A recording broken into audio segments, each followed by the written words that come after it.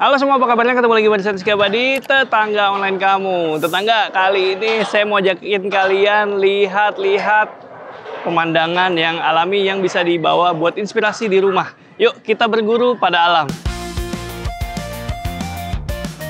Halo tetangga online, selamat datang di Kebun Kumara.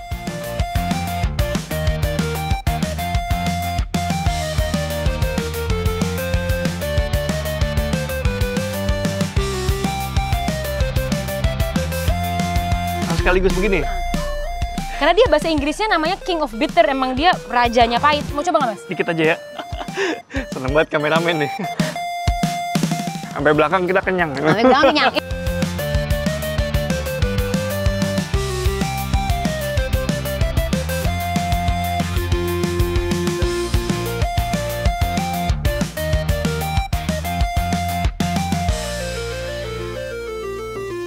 Ya tetangga, gimana barusan udah kenalan sama Mbak Sandra dan akhirnya kita main-main lagi nih ke tempatnya Mbak Sandra. Iya, thank you Mas Rizky udah mau main kesini. Sama-sama Mbak Sandra. Tapi kali ini kita bukan mau bahas rumah. Yang satu ini tadi saya udah ngomong ya di depan, kita bakalan berburu pada alam. Iya. Wah, gimana konsepnya tempat ini Mbak? Boleh, jadi kalau Kebun Kumara sendiri ini kan kebun belajar ya. Jadi kita punya satu lokasi kebun belajar Mas Rizky di Saintia Square Park di Gading Serpong. Area ini sekitar 1.500 meter persegi. Kita pakai untuk sebagai portfolio Kebun Kumara untuk menunjukkan sistem-sistem desain yang bisa dihadirkan di perkotaan. Selain itu ya tempat buat belajar. Jadi anak, sekolah, dewasa, companies kalau mereka mau belajar sustainability sama kita, berkebun, kompos dan lainnya, itu di lokasi ini. Wih, Gitu. jadi ini sebagai apa ya, tempat workshop kali ya? Benar, bisa dikatakan sebagai Workshop yang bisa mungkin diaplikasikan di rumah?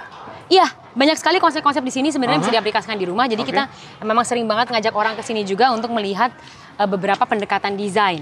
Nih contohnya yang sekarang kita lagi masuki ini konsep desainnya adalah hutan pangan atau bisa disebut juga food forest. Kayak apa tuh Mbak? Meniru hutan. Yang pertama adalah kita punya banyak banget layers ya. Jadi kayak ini pohon aren loh, Mas Rizky. Ini pohon aren. Oh iya. Ya, ini gedi, ada juga yang nyebut caya. Ini juga makanan, ini bisa dimakan oleh manusia. Ini juga sering kita panen buat ayam kita di belakang. Ini kopior, kita ada pandan laut. Jadi kita punya banyak layers gitu. Ada yang emergent, ada yang tinggi, ada yang kanopi di bawahnya. Lalu ada understory, ada perdu-perdu, lalu ada ground cover.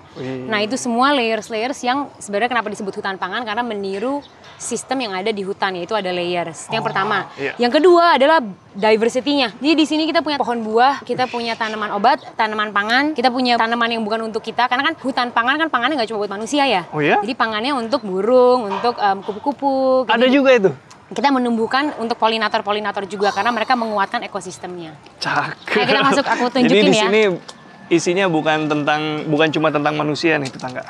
Iya, jadi kayak contohnya ini tuh bunga matahari tapi belum berbunga. Bunga matahari itu wajib ada kalau di ekosistemnya Kebun Kumara, karena dia adalah semacam sesajen. Karena? Untuk para belalang. Jadi belalang, kalau orang kan kalau berkebun sering banget menganggap belalang itu musuh. Tapi kan kalau kacamatanya Kebun Kumara kan, kacamata kita kan mengambil dari kearifan lokal ya. Jadi bagaimana sebenarnya mereka bukan musuh, tapi mereka adalah bagian dari ekosistem aja. Mereka kan binatang ya sebenarnya. Nah, kita kalau nanam bunga matahari, nanti biasanya belalang tuh akan mendekat, dan ini semua berlubang ya. Nah, itu karena mereka akan makanin di sini, jadi sayur-sayuran kita yang lain tuh nggak terlalu dimakan sama mereka. Oh, itu namanya sajen. Sesajen. Jadi kita lokalisir mereka. Makanya ini, terus sebenarnya ada satu belalang, lihat nggak? Oh, iya, dia tuh. selalu mendekat deh pokoknya. Di mana ada bunga matahari, itu belalang tuh cenderung mendekat. Ini dia, tuh. Ya kan? Dan kita selalu mengatakan seberapa besar sih perutnya belalang, ya kan? Jadi ya udah nggak apa-apa kalau sebagian buat mereka. Kayak seberapa besar sih perutnya ulet gitu kan, nggak apa-apa. Dan kalau kita pengen ada kupu-kupu ya harus ada ulet kan. Karena kan harus ada jadi ulet dulu baru jadi kupu-kupu gitu. Jadi kita memberikan mereka ruang. Dan karena kita mendesainnya seperti ekosistem, dia ruang ini sendiri, ekosistem ini sendiri akan menyeimbangkan dirinya. Kalau kebanyakan ulet, burung datang. Itu kenapa kita nanam pohon yang tinggi, biar burung bisa bertengger. Itu kenapa di sini kita juga ada fitur air, biar ada kodok, karena kodok makanin serangga juga. Jadi ekosistemnya itu akan menjaga keseimbangan ekosistem itu sendiri selama kita manusianya menanam keberagaman untuk melanggengkan kehidupan mereka. Ini contoh, ini penting, ini predator ya, capung. Capung, predatornya apa? Capung itu makanin nyamuk. Nyamuk? Baru tahu saya. Tapi untuk ada capung, dia butuh air yang mengalir dan bersih.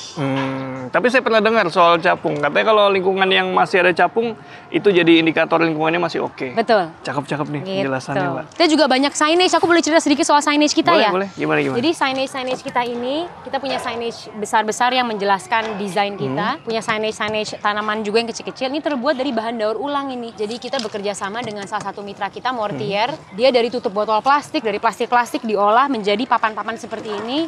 Biasanya kan jadi kursi, bangku, meja, jadi apa sih kayak decking gitu. Kalau kita akhirnya bisa nggak dimodif menjadi signage? Dia bilang bisa. Jadi semua signage kita termasuk yang kecil-kecil seperti ini, nama-nama tanaman, ini semua dari daur ulang bekerja sama dengan Mortier. Jadi saya juga pengen nunjukin ke orang ya, bisa loh bahan-bahan daur ulang itu dipakai sebagai hal kayak gini.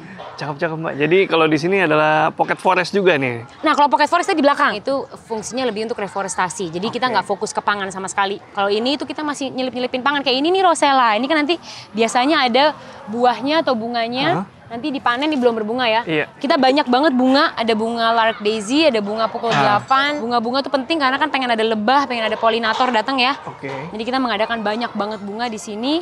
Ingat nggak kira-kira ada berapa macam? Wah, banyak banget.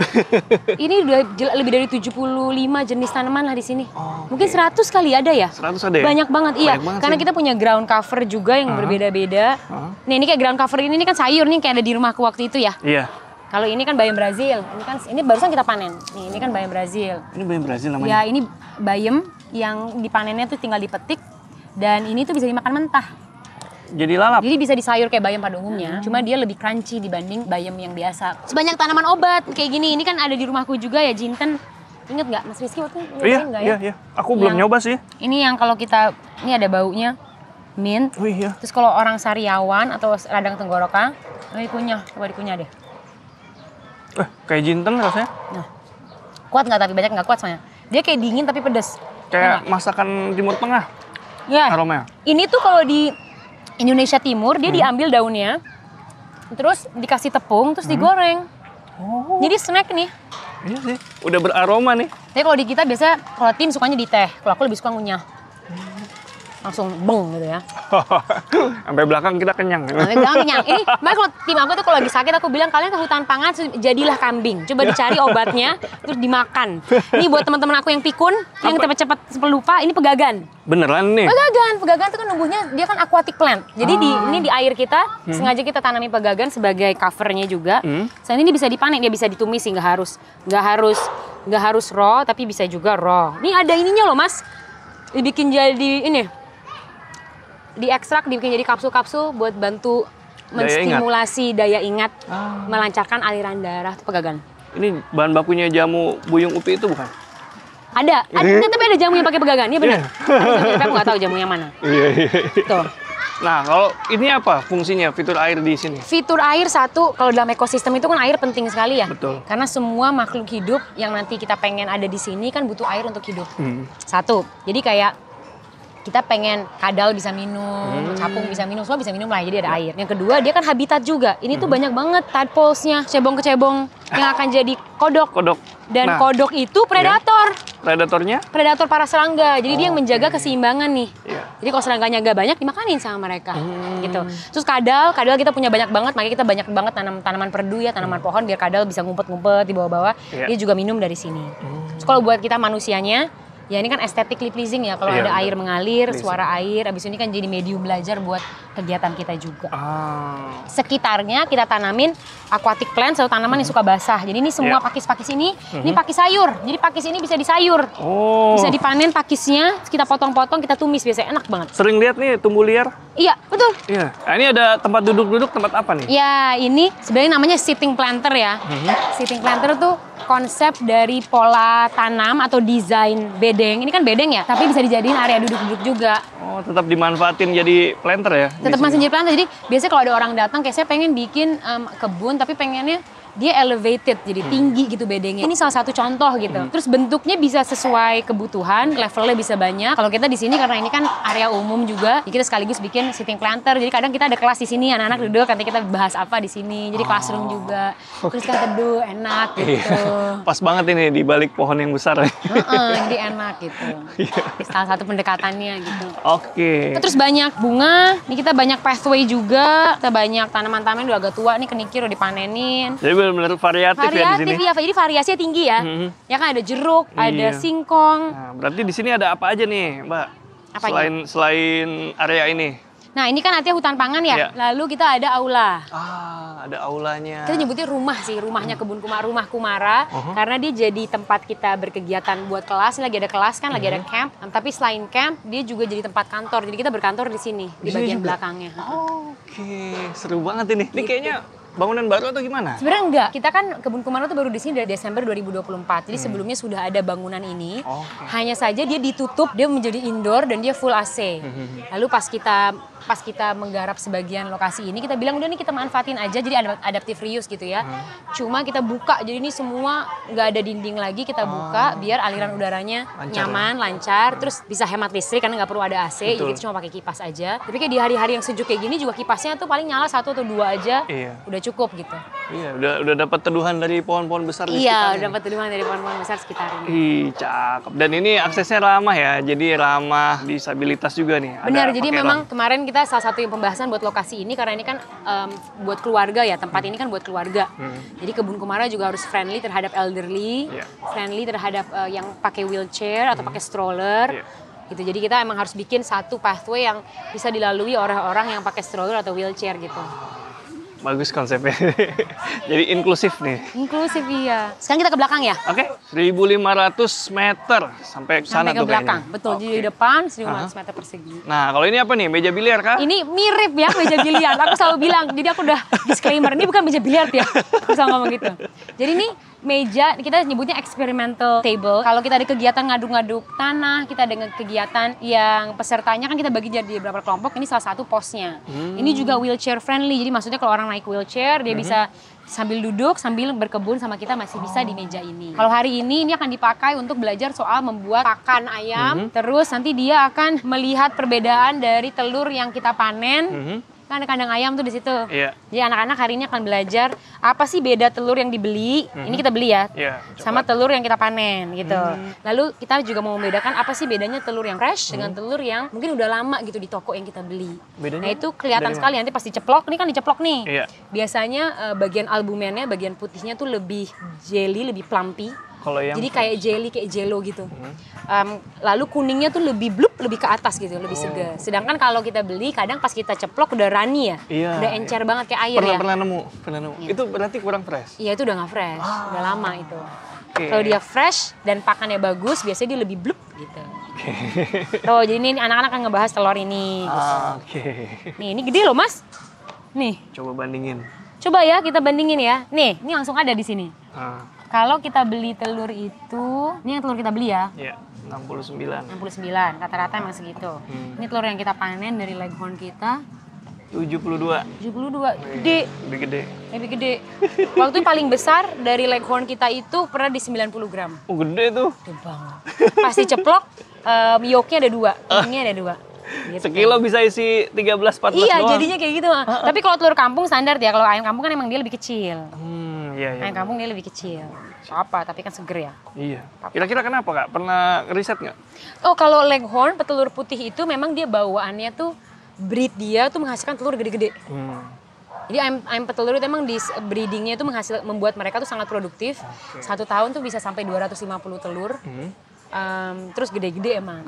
Kalau ayam kampung setahun cuma 120 telur karena 120 hari dipakai bertelur, 120 hari dipakai untuk mengasuh, mengeram, 120 dipakai untuk mengasuh. Jadi dia ada keibuan. Ayam petelur tidak ada sifat keibuan. Dia makan bertelur gitu. Oh, nggak ada adegan mengasuhnya? Nggak ada. Karena dibikin produktif kan di selective breeding itu. Akhirnya dia jadi bertelur terus. Dibentuk ya. Ini area eksperimental kita. Ini pocket forest yang tadi Mas Rizky sempat tanya di depan. This is pocket forest. Jadi kalau kantong hutan itu dia adalah bagian dari sebuah gerakan ya. Pocket forest adalah bagaimana kita bisa menghadirkan hutan kecil di perkotaan. Dipelopori oleh seorang botanis Jepang namanya Akira Miyawaki. Concern dia adalah, kota itu semakin lemah menghadapi perubahan dan krisis iklim, banjir parah, panas jadi parah banget, ini kan tidak sehat. Terus yang kedua, nggak ada biodiversity kan di kota. Kita nggak bisa lihat capung, nggak bisa lihat kupu-kupu, nggak ada kehidupan di kota. Jadi gimana caranya kita menghadirkan hutan-hutan kecil ini? Nah, dia mempelopori si gerakan kantong hutan, yaitu lahan sekecil 6 meter persegi aja. 6 meter persegi itu satu parkiran mobil, Mas. 6 meter persegi aja tuh sudah bisa diubah menjadi sebuah hutan mini. Caranya, pendekatan dia adalah per meter persegi itu harus ada 5 jenis tanaman endemik atau lokal ya. Jadi emang dipilih 5 tanaman yang cocok buat mikroiklim tempat tersebut, ditanam secara padat. Yang terjadi adalah mereka akan tumbuh dengan cepat karena saling merangsang. Gitu jadi ya? kayak saking padatnya, jadi kayak cepet-cepetan buru-buruan. Jadi kantong hutan tuh bisa berkali-kali lipat tumbuhnya kecepatannya dibanding hutan yang alami gitu, karena ditanam secara padat. Lalu dia harus ada layers, makanya aku sempat jelasin layers kan di depan. Dia harus ada tanaman yang mengisi lapisan yang berbeda. Jadi lapisan emergent atau lapisan climax itu harus ada jenis-jenisnya. Kita nanam rasa mala, ulin, lalu kanopinya, naungan itu ada terem besi, beringin itu lapisan naungan. Lalu understory-nya kita punya bisbul, terus bawahnya lagi kita ada kopi, kakao, gitu. Jadi ini harus ada keanekaragaman untuk menjaga layer tersebut. Nah ini kayak ini kanopi nih, lamtoro kan, pete Cina, ini kita juga ada. Pinang. Wow. Jadi asumsi saya ditanam barengan gitu 1 meter bersaing nyari matahari berarti ya? Iya, bersaing nyari matahari, benar. Iya, ke atas ya? Jadi tumbuhnya jadi cepet, benar. Ini usianya 6 bulan, Mas. Ini kita tanam Desember. Ini? Semua tanaman di sini. Kelihatan kan emang biasanya tuh nitrogen fixers ya. Jadi kanopi-kanopi seperti ini tuh lebih cepat tumbuhnya. Karena dia menangkap nitrogen dan menyimpannya di tanah. Kakao, kopi, yang lainnya tumbuhnya juga jadi subur gitu. Jadi saling mendukung lah. Semua tanaman ini saling berperan untuk menguatkan tanah, terus mendukung pertumbuhan satu sama lain. Kalau waktu di rumah sempat ngebahas soal tanaman yang apa namanya? Mother tree. Mother tree. Kalau di sini yang mana menurut? Kalau mother tree itu adalah biasa tanaman tertua dalam satu ekosistem ya. Jadi tanaman tertua itu bukan tanaman yang kita tanam. Artinya tanaman tertua adalah tanaman yang sudah hadir di sini sebelum kebun kumara menanam ya. Ya kemungkinan besar antara salah satu pohon-pohon yang besar ini bisa juga salah satu parahiba ini. Ini kan pakis Brazil ya. Makanya tinggi banget ya. Ini sudah ada lama. Sebelum kita masuk sudah ada lama. Saya jadi di antara yang besar-besar ini. Jadi di antara itu. Oke. Ingat ya, Mas? Iya. Nah, ini ada pohon bodi, kita juga nanam. Wih. Jadi kalau ada yang mau bertapa dan pengen moksa bagai Buddha, bisa duduk di sekitar pohon bodi. Buat yang penasaran pohon bodi kayak gimana? Kayak gini nih tetangga tuh atasnya gitu tuh. Besar dia. Di bawah nih nggak terlalu banyak dahannya. Di atas dia lurus. Keren banget ya. Cakep. Oke. Nah, kita sampai mana nih sekarang nih? Nah, sekarang kita nyampe ke kandang ayam. Kandang ayam. Kandang ayam kompos. Jadi kandang ayam yang terintegrasi dengan proses pengkomposan. Kayak gimana tuh? Kalau kandang ayam ini sendiri itu 6 kali 2, tingginya 3 meter. Oh, ini advance lagi dari yang di rumah nih? 2 kali lipat lebih besar daripada di rumah. Ini bisa muat sampai 50 ayam. Nanti, kita bisa panen telur kayak gitu, banyak banget buat tim. Tapi sekarang belum. Sekarang kita masih isi sekitar berapa nih? 15, 14, 15. Ada ayam kampung, ada ayam jali tadi, ada white leghorn, sama ada ayam Fayoumi atau ayam Arab. Ayam Arab. Nah, kalau di sini sama kayak di rumah ya. Jadi kita mendesain kandang ayam kompos itu kan mengintegrasi 2 fungsi yang berbeda. 1, kita pengen pelihara ayam. 2, kita pengen panen kompos. Jadi dia itu adalah solusi terhadap beberapa kebutuhan kita. 1, kita punya kebutuhan, ini kita punya kebun segede ini, butuh pupuk dong. Iya, betul. Oke. Daripada kita beli, harus bisa dihasilkan sendiri. Oke, kita pengen punya pupuk sendiri. Kedua, kita punya sampah dong setiap hari. Kita kan nggak masuk akal, sampahnya dibuang keluar. Gimana cara kita bisa olah sampah tersebut? 2. Ketiga, kita juga makan di sini. Aku punya tim 8 sampai 10 orang yang setiap hari kerja di sini. Kita kan juga pengen dong punya pangan sehat selain dari kebun. Makanya ada protein. Makanya kita pengen punya telur misalnya.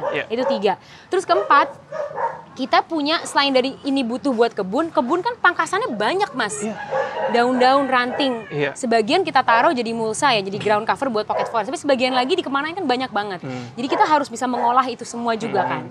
Jadi pertanyaan adalah bagaimana kita mendesain sebuah ruang yang bisa berperan dalam sirkularitas tersebut. Jadi semua output, semua tanda kutip sampah itu bisa jadi input lagi buat ekosistem yang sama.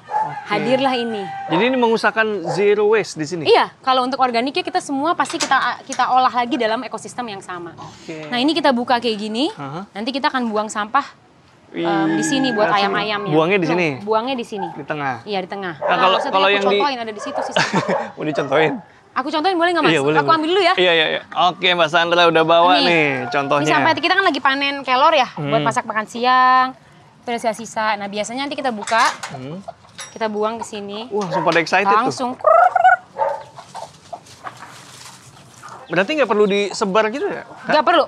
Jadi pertama ayam itu omnivore. Jadi semua sampah sisa makanan tuh bisa dibuang ke ayam untuk kita tes ayam mau apa enggak. Terus dengan adanya ayam, kalau kita cuma ngompos doang kan semua sampah sisa makanan jadi kompos. Kalau ini kan kita perpanjang manfaatnya jadi makanan dulu ya. Bener. Dimakan dulu sama ayam. Kalau ayamnya sudah kenyang, apapun yang tersisa kayak alpukat ayam tuh nggak suka, citrus ayam nggak suka. Ya apapun yang tersisa akan menjadi kompos di sini. Dan dia menggantikan fungsi orang. Jadi tadinya kita harus ngaduk-ngaduk kompos, daun-daun harus kita cacah, kita nggak perlu melakukan itu karena sudah dilakukan oleh ayam. Iya. Cakep. Terus ayamnya happy. Jadi gini, ayam itu kan punya kebutuhan ya Mas. Ayam-ayam kita sekarang kan kandangnya itu tidak lebih besar dari satu kertas A4. Sedangkan ayam itu kan sebenarnya punya kebutuhan untuk gerak, nyakar-nyakar, bertengger, kawin, bertelur, mandi pasir. Itu kan kebutuhan dasar si ayam ini secara alami ya. Mandi pasir? Iya, dia harus mandi kan. Ayam gak suka mandi air kan. Tapi kan dia cara ngilangin kutu, cara biar dia sehat itu kan harus mandi pasir. Nah kalau di dalam sistem pengkomposan kayak gini, karena digabung dengan kompos, itu justru memenuhi kebutuhan dia juga. Dia jadi cakar-cakar. Di dalam kompos, saat kompos terurai, muncul serangga pengurai, serangganya sumber protein mereka juga. Terus kompos ini ketika berproses akan memanas. Memanas itu membunuh patogen. Kalau dia membunuh patogen, membunuh gurem, dia membunuh hama-hama yang biasa nyerang ayam. Jadi konsep ini tuh mendukung kesehatan ayam juga kalau kita gabungkan kompos dengan ayamnya. Cakep, udah jadi life cycle sendiri. Udah jadi kita juga, kamu gak jangan keluar ya, kamu susah ditangkap soalnya. Jadi udah ya tadi makanya kenapa fungsinya terintegrasi karena fungsinya emang fungsi yang saling menguatkan gitu. Baru nanti kompos kita kan selalu buang di sini ya Mas. Buang di sini. Nanti setiap SOP kita tuh setiap minggu dua kali tim kita akan gundukin. Lalu kompos yang sudah jadi kita panen dari pintu ini. Nah kalau Mas lihat, yang ini udah lebih jadi. Ini udah jadi komposnya tuh, halus banget. Udah kompos nih? Udah jadi kompos tuh, halus sekali kan. Wih, anget. Ya, ini artinya belum jadi, masih anget soalnya. Kalau nanti sudah sejuk udah jadi, makanya belum kita panen. Tapi dia nanti kalau udah lama-lama ayam akan menghaluskan semua daun jadi begini. Kan awalnya daun yang masuk gede-gede gini Mas. Iya benar. Daun dari kebun. Halus. Ya makanya sebelah sana daunnya lebih kasar kan. Iya, ini sebelah sini lebih halus. Hampir kayak pasir. Iya. Udah halus banget tuh. Bawah-bawahnya udah halus sekali tuh, udah bisa dipanen. Nah, yang bawah sini lebih dingin Mas, pegang deh. Ini udah jadi, tuh dingin kan? Oh iya, ini dingin. Nah, ini udah sejuk. Ini udah bisa dipanen. Indikatornya itu ya? Iya, harus warna seperti tanah, baunya seperti tanah. Jadi udah nggak ada bau sisa sayur lodeh gitu ya, udah nggak ada bau sisa udah nggak ada bau busuk, udah nggak ada bau gitu. Lalu suhunya sejuk seperti tanah. Kalau sudah seperti itu udah jadi komposnya. Oke. Cakep nih, baru tahu sih. Gitu. Dan jangan pikir ini berbau ya, nggak ada aromanya nih sama sekali. Ya kayak aroma tanah aja. Iya. Udah jadi kayak gitu. Oke. Cakep-cakep Mbak. Jadi Namanya udah kompos. selesai di sini semua itunya ya, sisa makanan segala macam. Solutif kan Mas? Solutif sekali ayam nanti ini. kita dapat semua yang kita butuhkan dari buat kebun dari sini. Plus ini sih menurut aku yang aku selalu enjoy ya tentang konsep ini adalah ayam itu kan punya kotoran ya. Iya. Kalau di konsep konvensional kotoran ayam itu dianggap sebagai waste. Iya betul. Jadi dia disiram, disikat, dibuang. Iya. Kalau dengan konsep ini bahkan kotoran ayam aja kita tangkap sebagai input. Karena kotoran ayam itu akan masuk ke dalam pengkomposan. Dan dia menjadi bagian dari kompos yang kita panen. Dan kotoran unggas itu bagus banget. Kotoran unggas itu kandungan fosfornya tinggi. Kandungan fosfor itu membantu tanaman berbuah lebih banyak dan berbuah lebih sehat. Jadi kalau kita tangkap kotoran mereka, lalu kita biarkan terolah menjadi kompos, itu jadi berkah lagi buat kita. Jadi nggak perlu dibuang. Jadi kotoran-kotorannya aja, itu dengan konsep kayak gini bisa jadi berkah gitu. Jadi perspektifnya tuh jadi lebih luas ya. Jadi segala sesuatu dilihat dari bagaimana itu bisa diolah kembali. Kebermanfaatannya diperpanjang. Karena sampah itu kan sebenarnya segala sesuatu yang kalau dari alam kalau udah masuk ke dalam plastik dibawa ke TPA jadi sampah. Tapi kulit pisang, kotoran ayam kalau itu diolah jadi kompos itu semua bukan sampah sebenarnya kan. Makanya pupuk organik mahal ya tetangga karena itu tadi. Iya. Nah ini kandang ayam ini pengembangan dari yang di rumah kan berarti? Betul. Ini tapi adaptive reuse. Nah ini nih, ini adalah atap-atap bekas dari yang tadi yang aku cerita aula-aula yang lama dibongkar sebagian. Ini kan diganti, kita ambil atap-atapnya kita bangun jadi ini. Oke, nah kalau ini pintu apa nih? Nah ini pintu untuk masuk ke dalam. Jadi kalau buat maintenance, kalau buat sehari-hari kan pasti tetap harus ada yang di-maintain ya. Contoh di bawah tenggeran kan ada banyak kotoran ayam tetap harus diaduk. Jadi kotoran ayam itu tidak boleh terekspos. Air harus diganti. Nah gitu-gitu. Jadi setiap hari tim kita tetap harus bisa masuk. Masuknya lewat sini. Ini masuknya orang. Udah dipisah nih tetangga. Udah dipisah. Ini area mereka bertelur. Nah tapi kalau telur kita bisa panen dari luar. Udah nggak perlu masuk sini? Jadi nggak perlu masuk lagi. Jadi kita hanya masuk untuk SOP tim aja. Tapi kayak tamu atau siapapun nggak perlu masuk ke kandang untuk ngapa-ngapain karena bisa panen telur dari sini. Nah, jadi kita panen telur dari luar.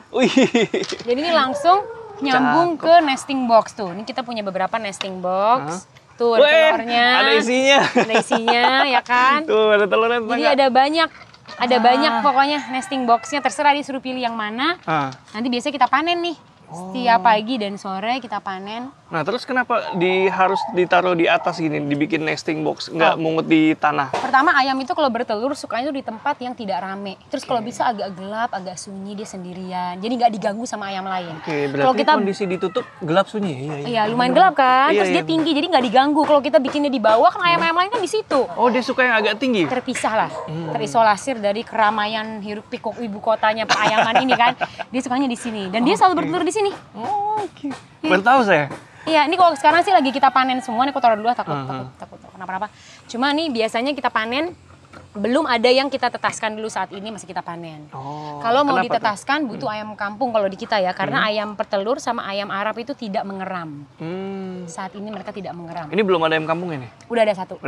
Jadi nanti bisa, makanya si ayam jali itu Jawa Itali itu adalah hasil mengeramnya ayam kampung. Jadi ibu dia ayam kampung. Sebenarnya gitu. Walaupun bukan telurnya ayam kampung. Gitu, tetap ada mereka. Oke, cakep banget ya penjelasannya. Ini aku boleh cerita ini Mas Rizky. Ini juga sama kayak yang tadi, kayak signage kita semua dibuat dari materi daur ulang. Tapi ini semua tempat cuci tangan. Kita ada di sini agak tinggi, ada yang di sana yang pendek buat anak-anak kecil gitu. Jadi ini kita sebar juga. Jadi kalau habis praktek di dunia perayaman kotor cuci tangan di sini. Gitu. Bagus tetangga. Nah kalau ini apa nih? Ini nursery, rumah bibit. Pembibitan. Jadi isinya bibit semua, bibit untuk kegiatan kita, bibit untuk di kebun. Udah dipisah-pisah. Nah kalau yang itu tuh? Zonasi. Nah ini. Itu tuh. Yuk kita lihat kebun sayur ya. Ini zona terakhir sebenarnya. Ini kebun sayur. Ini kebun sayur. Ini kayak di rumah nih, kayak di rumah, dikasih genteng benar. Jadi agak beda sama depan. Kalau depan kan hutan pangan, konsepnya lebih liar ya Mas. Kalau ini kan lebih tertata. Ini ada bedengnya. So ada jenisnya. Ini kacang tanah. Ini terong, ya kan? Itu sawi. Sudah diklasifikasi nih. Ini tahu nggak apa? Kuaci. Bukan, coba dibuka apa isinya. Weh. Ini buat pembelajaran. Kacang hijau, emang beans. Jadi kacang hijau itu tanamannya kayak gini. Baru tahu saya. Makanya, nih anak-anak tuh kita kasih lihat kan kita bikin sari kacang hijau, bikin bubur kacang hijau. Nah kita lihat kacang hijau tanamannya kayak gimana, tahu nggak? Nggak tahu. Mau makan kacang hijau nggak tahu tanamannya, jadi kita tanam gitu. Bener loh. Kacang hijau buat belajar gitu. Lucu banget. Jadi kalau di sini lebih intens, Mas Rizky. Rotasinya tuh lebih cepat. Jadi habis kita nanam yang kacang-kacangan, kita nanam yang dipanen daun. Habis dipanen daun, kita nanam yang dipanen buah. Habis buah, kita nanam yang dipanen yang umbi. Habis umbi itu terus berputar. Udah, terus selesai dari situ. Oke, di sini. Ini area sitting planter lagi. Persis kayak di depan. Oh iya. Ya kan? Isinya kita isi dengan bunga-bunga. Jadi kalau pengen duduk-duduk bareng kupu-kupu duduk di sini. Gitu, asik ya. Sama di sini ada pohon kapas loh. Kan gede pohon kapas. Iya, kalau ini yang ini agak kecil karena nanamnya telat. Yang di belakang gede. Kita pengen nanti, ini kan kalau udah tua kapas keluar dari sini ya. Kita pengen ngajarin sih ke anak-anak kapas tuh baju kalian dari mana, ayo tanam aja. Kita pengen banyakin nanti di hutan pangan. Ini. Kalau di sini sih ya ini kan kemangi. Ini ada ketumbar Jawa, tahu nggak? Tahu nggak Mas Rizky ketumbar Jawa? Nggak tahu saya. Sebenarnya dia weed, dianggap weed, tanaman liar, sering banget dicabutin. Nama yang lebih terkenalnya yang orang-orang pada tahu di kota tuh ngogai. Ngogai itu yang dimakan di pho. Tapi dia persis kayak koriander kan baunya? Iya. Enak banget nih. Enak banget. Baru tahu sih. Gitu. Cakep sih nih. Cuy ya? Ini ada bedengan lagi. Ini kan deket dapur, jadi kita banyak nanam bumbu, ada serai, cabai, ada lagi, kenikir. Bumbu-bumbu yang dibutuhkan buat dapur, kita bisa panen cepat di sini. Oke. Sama kita juga nanam nilam. Nilam ini dipakai buat cuci tangan. Oh, penggantinya Pengganti sabun. Jadi biasanya kalau anak-anak, ini kan lebih pendek ya. Tadi kan tinggi. Anak-anak kalau habis kegiatan, kita suruh dia cuci tangannya pakai nilam. Sampai nanti keluar cairan hijau gini loh. Keluar nggak Mas? Agak di ini deh. Keluar cairan hijau. Ya itu. Iya. Dia itu bisa buat cuci tangan. Ada juga disebutnya dilam. Dua bisa buat cuci baju. Dulu orang kalau pakai mirip sama lerak lah, tapi dia nggak terlalu berbusa kayak lerak. Tapi kalau orang nyuci batik, iya. nyuci baju-baju, nyuci kain biasanya pakai ini. Kan keluarnya hijau-hijau. Ini wangi banget loh Mas. Ya? Iya. Ini ada penelitiannya apa gitu nggak? Iya, dia tuh kalau diekstrak jadi minyak patchouli oil. Kalau pernah dengar ada minyak namanya patchouli oil itu dipakai buat parfum. Itu salah satu ekspor terbesarnya Aceh, patchouli oil dari daun ini. Udah. Mantap. Ya habis itu tinggal dicuci aja. Selesai deh, nggak usah pakai sabun. Iya. Nah, keset. Wangi banget, coba deh. Iya. Ya kan? Keset kayak habis pakai sabun. Kayak cuci tangan pakai parfum. Iya bener. Hebat. Aromanya tuh aroma apa ya? Green lah. Iya, aroma green. Iya, green, nggak kayak aroma kimia gitu. Nah, ya itu dia. Ah. Enak kan? Nah, terakhir ini adalah area outdoor classroom kita. Ini lagi dipakai buat camp, lagi ada kegiatan, lagu kita, kegiatannya. Kalau ini apa nih? Toron-toron nih? Nah, ini adalah penampungan air hujan kita. Jadi kita nampung dari talang, disaring sedikit kecil aja, sederhana banget, baru airnya masuk ke dalam sini. Isinya air hujan semua? Kalau nanti lagi tidak hujan, baru kita ambil dari air yang biasa. Tapi kalau lagi hujan, itu kita pakai air hujan full buat nyiram, buat semua kebutuhan kita, buat nyuci piring, semua dari air ini. Tersambung semua dari sini? Tersambung semua lewat bawah sini lah ya Mas, yang ke pompa gitu pokoknya. Beng gitu. Ada banyak nih, 1, 2, Sini 3, 6 ada 6. ya? Kita tutup semua sama tanaman, ya ini kan tanaman sirih, kalau ini telang. Jadi ini bisa dimakan. Kenapa pengen ditutup pakai rambatan? Biar lebih bagus aja ya, maksudnya nggak terekspos toren gede-gede gitu. Kalau kayak gini kan kesana pot ya, Yes. kayak pot besar. Gitu. Ini ada sagan, tanaman obat, ada cincau, tanaman obat juga. Ini ada rambatan-rambatan. Cakep nih buat spot foto. Iya. Tetangga, dari tadi saya ngomong soal kayak di rumah.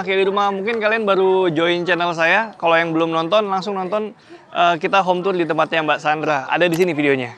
Oke, kita lanjut. Lapar nggak Mas? Nih bisa kunyah deh. Beda deh. Kalau telang dimakan sama telang diminum jadi teh tuh rasanya beda. Anak-anak suka sih, tapi saya belum pernah nyoba. Harus semuanya.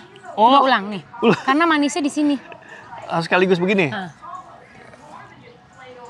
Dapat nggak manisnya? Nah, tapi kalau dia di teh nggak ada manisnya. Tapi unik ya, manisnya di ujung-ujung. Di ujungnya Bang. Dia itu kan pewarna ya. Jadi kalau Mas Rizky makan kayak nasi biru, kan udah lagi banyak ini ya. Kue-kue biru, nah itu warna dari sini biasanya. Udah, so kita balik lagi deh ke hutan pangan. Jadi benar-benar muter aja di area kita zonasinya. Kalau kita kegiatan gitu Mas. Cakep. Nah, ada beberapa pertanyaan nih Mbak, sambil jalan aja kali ya. Boleh. Kira-kira kalau yang punya halaman di rumah mungkin ya 3x3 atau 5x5, cocoknya ditanam apa tuh? Lahan-lahan kecil ya? Lahan kecil depan rumah atau belakang rumah gitu? Lahan-lahan kecil. Pertama kalau kita selalu menyarankan coba diperhatikan dulu, diobservasi dulu mataharinya seperti apa. Kita dapatnya, ini lahan ini dapatnya 2-4 jam kah, 4-6 atau di atas 6 jam. Karena itu menentukan jenis tanaman yang bisa tumbuh di situ. Kalau kita bicara terik banget, itu pohon buah bisa, kelor sangat gampang pasti suka, bunga-bungaan bisa. Banyak banget tanaman sayur mayur dan buah yang bisa tumbuh di tempat yang sangat amat terik. Terik banget tuh artinya sepanjang hari? Iya, di atas 6 jam. Di atas 6 jam, ya, ada yang di atas 8 jam gitu kan. Nah kalau mataharinya tuh lebih redup, misalnya di rooftop, tapi ketutupan sama rumahnya tetangga dan lainnya, kita nggak bisa merekayasa matahari ya. Ya udah disesuaikan aja mungkin sama tanaman-tanaman rimpang, jahe, kunyit, temulawak, temu kunci, itu kan juga penting ya. Tanaman-tanaman herba tuh cenderung banyak sekali yang tidak terlalu suka terik matahari, jadi bisa ditanam jenis-jenis kayak gitu. Justru kalau terlalu terik suka jadi masalah juga, kan terlalu panas, misalnya rooftop panas banget. Tapi saya pengen panen nih mataharinya gimana? Itu bisa kita menanam kayak gini.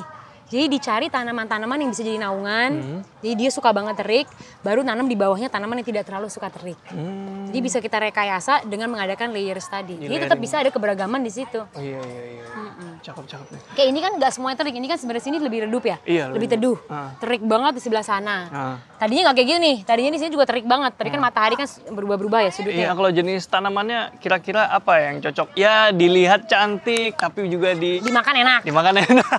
Ya atau keduanya boleh lah. Yang cantik ini, yang enak ini. Gitu. Jadi tanaman tuh sebenarnya ada 2 jenis. Secara umum ya aku bisa sebutkan, anual sama perennial. Anual itu adalah tanaman yang setelah masa panennya dia dicabut terus disemai ulang. Itu biasanya rata-rata sayur mayur kayak terong, bunga matahari, bunga-bungaan juga. Biasanya hidupnya di bawah 2 tahun. Itu anual. Lalu ada juga tanaman yang sifatnya perennial, dia hidupnya di atas 2 tahun, hidupnya lama. Ya itu tanaman-tanaman buah masuk, beberapa tanaman herba juga masuk kayak gitu. Kayak serai kita panen dikit masih tumbuh-tumbuh terus. Betul. Hidupnya bisa lama banget. Jadi ada tanaman-tanaman yang emang masanya tuh lama. Nah, mana sih yang lebih mudah? Itu kan dikembalikan lagi sama kebutuhan orangnya dan ketersediaan waktu dia. Saya suka banget sayur, tapi sih juga nggak punya banyak waktu ngerawat. Ya tanam aja sayur-sayur yang perennial yang lebih gampang kayak bayam Brazil tadi. Ini kan dibiarin aja Mas, ini tuh gampang banget, sangat minim perawatan. Tumbuh terus lagi? Tumbuh terus, malah dia akan semakin subur ketika dipanen. Oke. Nah kalau kita pengen banyak banget sayur, buat jus, buat apapun ya, cuma kita nggak punya banyak waktu merawat, cari tanaman-tanaman kayak dia, perennial kayak gini. Kalau kita pengen banyak banget sayur, terus kita pengen banget berkebun, suka banget berkebun, nah monggo tuh, mau nanam caisim kek, mau nanam yang lebih intensif, yang gonta-ganti terus, monggo tuh dicoba. Cuma kalau waktunya terbatas, bisa yang perennial seperti ini contohnya. Ini gampang, bayam Brazil aku sangat menyarankan. Terus jamu-jamuan itu kayaknya harus ada di setiap rumah. Oh iya, jamu ya, jadi kayak kunyit, bumbu dapur, misalnya kayak pandan itu gampang banget. Ini kan juga dipakai buat masak nasi, buat masak enak kue, nih. Buat ngeliwet. buat ngeliwet, enak. Kemangi, ini sambiloto yang super pahit, tapi jamu ini juga bagus. Ini yang ada bijinya hitam bukan ya? Iya, yang hitam sama ini pas zaman Covid kemarin orang banyak yang minum sambiloto sampai pil-pil ekstrak sambiloto tuh kayak cepet banget habis karena dia emang bagus banget untuk melawan virus flu. Oh, ini tanamannya nih. Tanamannya kayak gini. Biasanya kalau di mbok-mbok jamu, dia tuh yang warnanya biru pekat banget, terus pahit banget. Biasanya orang tuh ngeglek sambiloto, habis itu dia langsung, kalau nggak kunyit, kalau nggak beras kencur, kunyit asam langsung diglek biar ngilangin pahitnya. Karena dia bahasa Inggrisnya namanya King of Bitter, emang dia rajanya pahit banget Mas. Lebih pahit dari lenca, lebih pahit dari pare. Pahit banget, mau coba nggak Mas? Dikit aja ya. Bawa air nggak? Seneng banget kameramen nih. Yo. Coba gigit. Iya. Pahit banget. Pahit banget. Oke. Kalau kita. Nah ini kan kalau di sini kan ngebebasin hewan ya. Ya. Tapi ada orang-orang yang nggak suka kayak misalnya serangga terlalu banyak, semut atau ulat gitu. Cocoknya kira-kira apa itu? Oke. Nah itu biasanya kita masuknya lewat menjelaskan perspektif dulu ya ke teman-teman. Jadi kalau kita menanam tanaman, tanaman itu kan memang habitatnya binatang ya. Iya. Jadi sudah sebuah keniscayaan ketika kita menanam sesuatu, datang dong makhluk-makhluk yang menjadikan tempat itu antara rumah atau sumber pangannya. Kalau kita nanam bunga, nggak mungkin lebah nggak datang, kupu-kupu nggak datang. Ya kita kan nanam nektar buat mereka. Jadi memang kita selalu mengajak orang untuk justru bisa nggak ya kita switch perspektifnya. Jadi bukan yuk kita tanam tanpa menghadirkan mereka. Kalau mau kayak gitu ya silakan beli bunga plastik, ya kan daun plastik. Jadi kita nggak bisa makan tapi ya dong. Jadi kalau misalkan kita mau berkebun, justru bagaimana perspektifnya kita ubah dan kita melihat keberadaan mereka sebagai tolak ukur kesehatan ekosistem kita. Kalau daun-daun kita ada lubang-lubangnya dikit, lihat deh ini kan bayam Brazil. Iya. Ini berlubang ya? Iya, ini berlubang. Ini berlubang, kan nggak semuanya berlubang. Kan Kita masih bisa panen. Terus pas udah dimasak kan berlubangnya juga nggak kelihatan Mas. Iya. Lubang sekecil ini emang kelihatan ya. Iya sih. Nah kalau di kita justru kalau dia berlubang, artinya hewan aja mau makan dia. Artinya kan sehat dong dia. Aman ya? Iya justru kan yang kimianya tinggi, polos banget nggak ada hewan aja takut makan dia saking kimianya walaupun gede. bentuknya cantik. Walaupun bentuknya cantik. Nah sekarang kita maunya bentuknya cantik atau kita mau yang sehat itu kan ini kita makan kecantikan atau kesehatan gitu loh. Iya kan? Jadi maksud aku bisa nggak perspektifnya diubah? Jadi keberadaan mereka tuh menunjukkan bahwa ekosistem kita tuh sehat. Sama sebenarnya ekosistem yang sehat itu adalah ekosistem yang keberadaan makhluk-makhluknya itu seimbang sebenarnya. Jadi misalnya di sebuah kebun, kok banyak banget ya semutnya, sampai tanamannya kok jadi nggak sehat. Itu adalah pertanda sesuatu tuh ada yang nggak sehat, justru ada yang nggak seimbang. Kenapa semut bisa bersarang di situ? Biasanya tuh tanahnya udah mulai tandus. Kalau tanah tandus dan berpasir, semut suka bersarang di situ. Biasanya di tanamannya tuh ada kutu. Karena Iya. semut itu memanen kutu. Kutu tuh ngeluarin cairan dipanen sama semut. Oh. Jadi biasanya di mana ada kutu di situ ada semut. Jadi masalahnya bukan semut, masalahnya kutu. Kutu. Nah jadi sebenarnya keberadaan sesuatu yang tidak seimbang itu ngasih tahu kita, woi perhatiin nih ada sesuatu yang nggak balance. Lo kan pemilik kebunnya, beresin gitu. Lo bisa ngapain untuk membereskan ini gitu. Jadi selain dia indikator untuk kesehatan, tapi juga indikator untuk kita bisa berguru pada alam. Karena alam kan nggak bisa ngomong ya mas. Iya betul. Jadi kalau kita pengen tahu nih sehat nggak ya tanah gue, ya lo lihatlah tanahnya kayak gimana, seimbang nggak, lembab nggak, banyak kehidupan nggak, ada kehidupan yang terlalu banyak nggak, tanamannya sehat nggak, kan dari situ kan kita melihat. Benar-benar. Jadi hewan-hewan itu jadi indikator justru. Gitu ya kan. Habis itu ya udahlah kalau emang kita nggak suka banget atau takut banget, fobia banget ya kan nggak usah diliatin. Iyalah. Nggak usah dipegang-pegang, biarin aja mereka di situ gitu.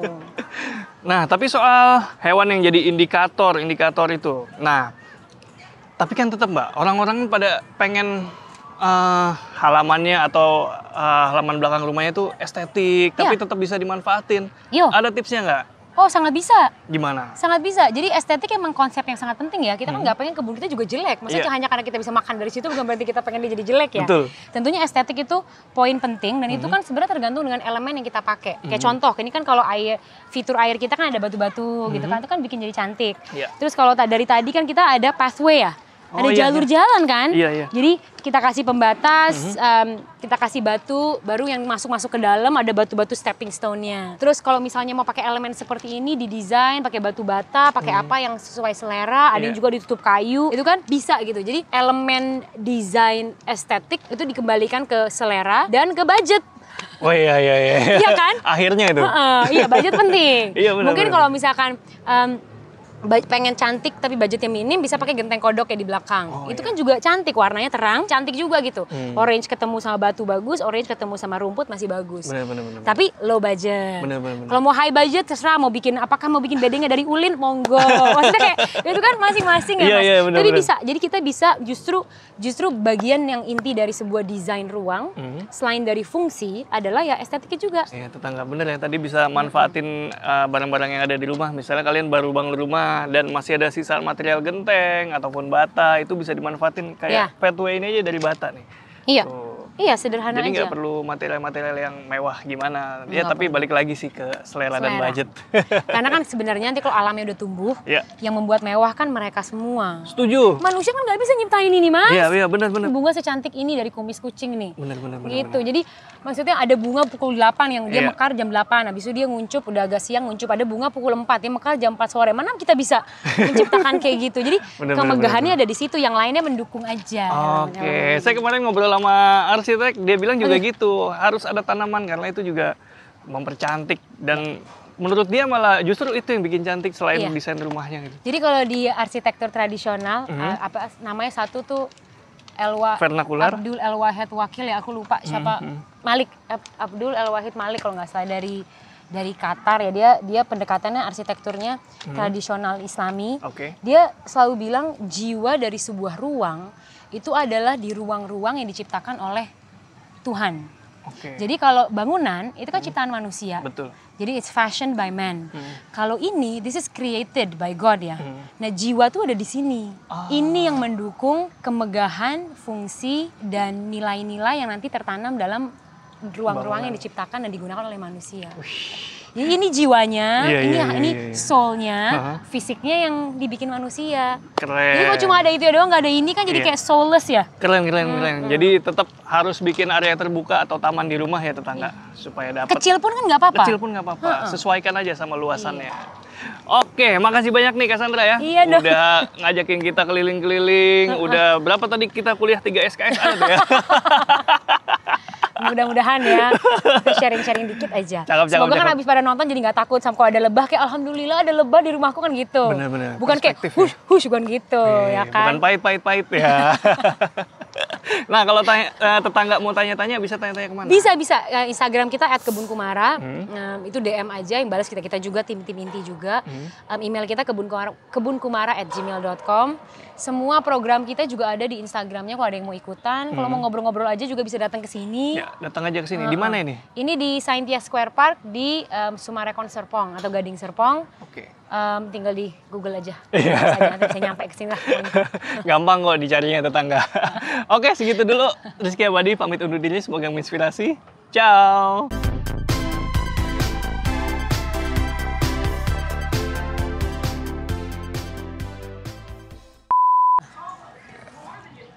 Memang wangi, enak kan? Oh iya. Jadi lalap. Nih. Doyan. Lumayan ya.